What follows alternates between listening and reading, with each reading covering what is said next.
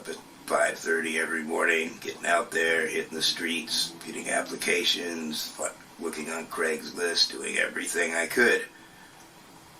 And then I had to let go. And really let God. And I hope that makes sense to anyone watching. That's what I had to do. I could not sustain what I was doing and thinking it was going to make a difference. When I first got housed after being on the streets for over a decade, my first thought was that I was blessed, and the only way I can deal with that is to pay that forward and to see how many others I could bless as well.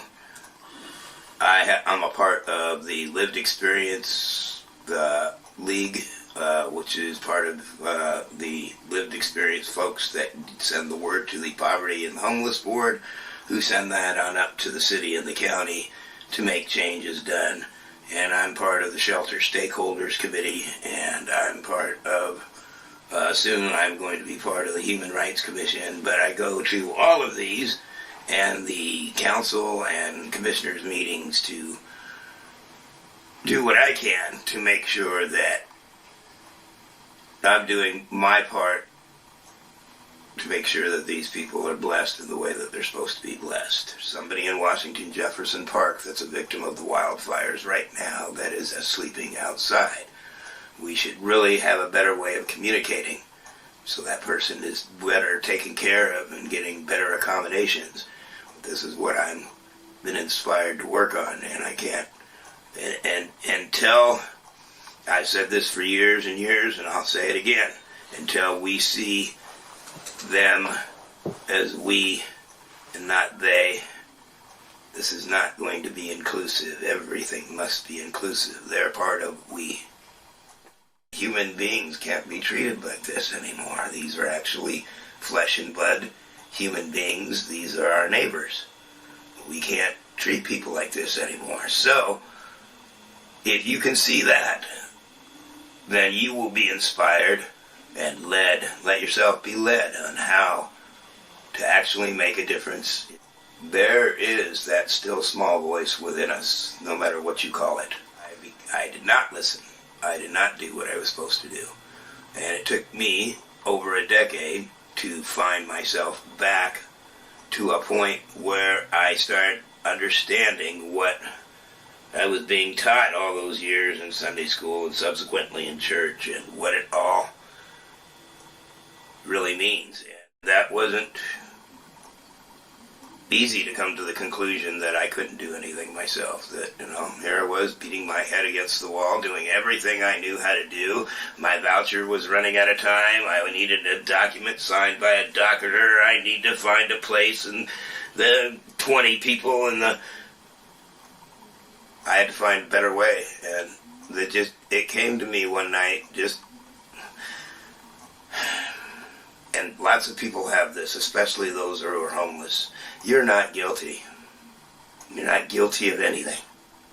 I don't care what you did. You're not guilty. You're not a sinner. You're not somebody like this. I had to learn this. This is what I learned that night. You're not guilty. You're not anything but clean in the eyes of your Maker. You're nothing. There's nothing bad about you. You are loved. And that was the hardest part for me to grab onto, is that I was really loved. I was loved. And if you understand that and you let go and you just contemplate that for a moment, all this stuff will fall into place for you. But you must allow that to be. You must allow yourself to understand that you're not blemished. You don't have a record. You don't have penance to do. You're good right now, up to this moment. You're good. Go from there. Don't regret. Don't think about family. Don't think about this. Don't think about that person, good, bad, or ugly. You are good. And you go from there. And come as a little child and just say, I'll accept that. I will take that. I will go to the bank with that. Then you're good to go, because the rest will follow. But if you think you can do something of your own volition, and I'm not saying you can't walk, yes, you can walk, you can talk, but thinking you're going to do it of yourself from the brain with your muscles and your flesh is not how it's done. You really are much more than that, and that's why you're good. Yes.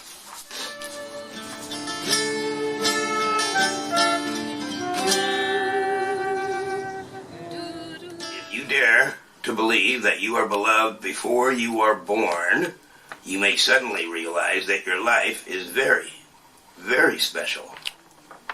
You become conscious that you were sent here just for a short time, 20, 40, 80 years, to discover and believe that you're a beloved child of God.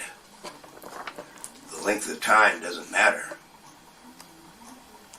You were sent into this world to believe in yourself as God's chosen one, and then to help your brothers and sisters know that they are also beloved sons and daughters of God who belong together.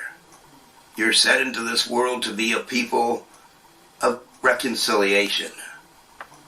You are sent to heal, to break down the walls between you and your neighbors, locally, nationally, and globally. Before all the distinctions, the separations, and the walls built on the foundations of fear, there was a unity in the mind and heart of God. Out of that unity, you are sent into this world for a little while to claim that you and every other human being belong to the same God of love who lives from eternity to eternity.